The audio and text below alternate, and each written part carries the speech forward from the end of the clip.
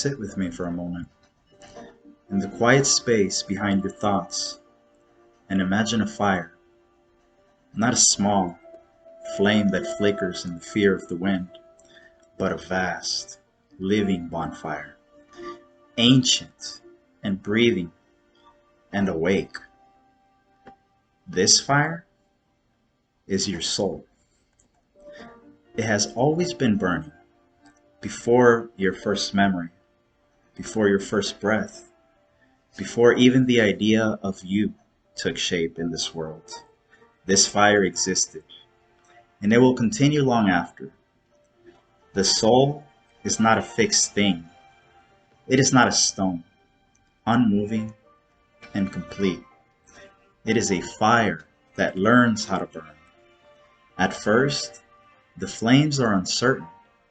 They reach upward in fragile strands, fed by whatever small twigs life offers, moments of laughter, flashes of pain, questions without answers. But every joy, every experience, every sorrow, every connection is another piece of the wood placed upon the fire. Nothing is wasted. Imagine standing before this bonfire. You can hear the crackling, the language of transformation. Wood becoming heat, form becoming light, substance becoming energy. That is what your soul is doing, always.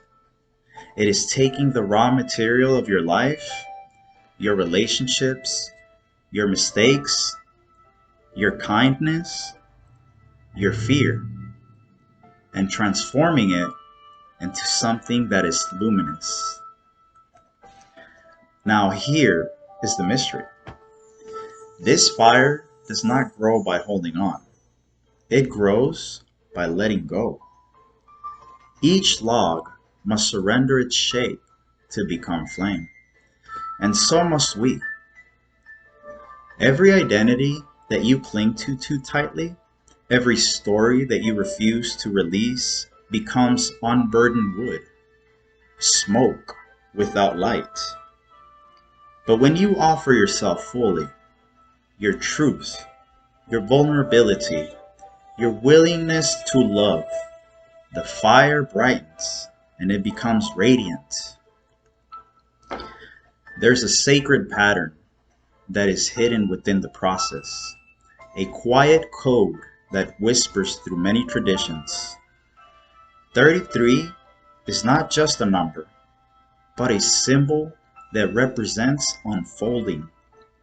3 and 3. The first 3, the self that you think you are. The second 3, the self that you are becoming. When these two meet, when the past and the emerging self align, you reach a moment of ignition. In certain systems of gematria, 33 resonates with the ideas of expansion, compassion, and spiritual mastery. The point where the flame is no longer just personal, but begins to illuminate others. 33 is not an ending, it is a threshold. The moment when the fire stops asking, "Who am I?" and begins asking, "How can I warm the world?" And this is where joy enters. Joy is not a fleeting emotion. It is the sound of your soul. It is the sound it makes when it burns clean. It is the warmth that radiates outward when nothing false is left to consume. Think about a bonfire again. How people gather around. Strangers become companions. Silence becomes shared presence. Cold becomes comfort. Your soul, when allowed to evolve, becomes such a fire. And others are able to feel it. Not because you try to impress them or convince them or prove anything, but because the warmth cannot be hidden. To love and to respect one another is to tend to each other's fires. Every kind word is a small branch that is placed gently on the flame. Every act of patience is a steady log that burns through the night.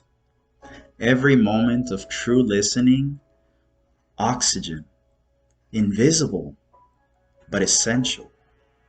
And every time you choose understanding over judgment, you protect the fire from being smothered by ash. But let us not pretend it is always easy. There are storms, winds of doubt that howl through your thoughts, rains of grief that threaten to extinguish everything, moments when the fire seems reduced to a single glowing ember. In those moments, remember this: the soul does not disappear, it waits. Even in the smallest ember, that contains the memory of a blaze, all it needs is breath, attention, care, and it will rise again. You are not here to keep the fire small or controlled. You are here to let it evolve, to allow it to change color, to deepen in intensity, to learn how to burn without destroying, and how to illuminate without consuming. This is sacred balance. A fire too wild will destroy, but a fire too weak fades. A balanced fire, on the other hand, one that is fed with intention and guided with awareness, becomes a source of life. Now imagine something that is more profound. Every soul is a fire, but no fire exists alone. Across the vast darkness of existence, there are countless flames, each unique, and each evolving, each learning, and sometimes two fires draw close. They do not compete. They do not diminish one another. They merge in warmth. They share the light. This is what it means to truly love and respect another being. Not to control their fire, not to reshape it in your image, but to honor its nature, to stand beside it, allowing both flames to grow brighter together.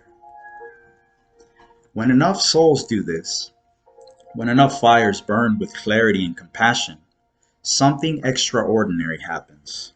The darkness itself begins to change. Not because it was fought, not because it is illuminated, but because of something more profound.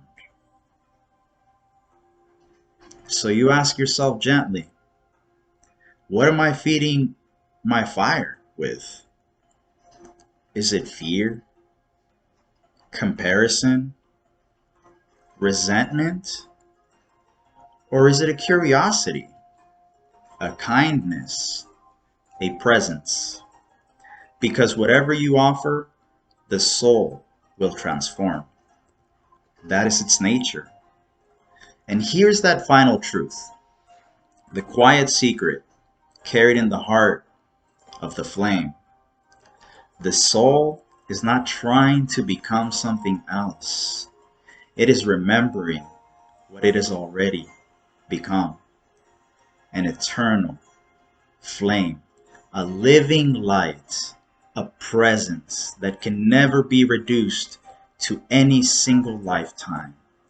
This life, this moment, is simply one chapter in its endless evolution. So tend your fire, protect it when needed, feed it with love, share its warmth freely, and when you sit beside others, recognize the same flame within them.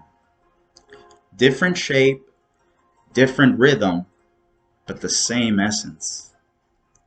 Let your life become a bonfire that invites others closer, not through force, but through warmth.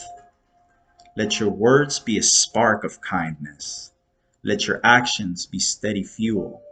Let your presence be a place where others feel seen.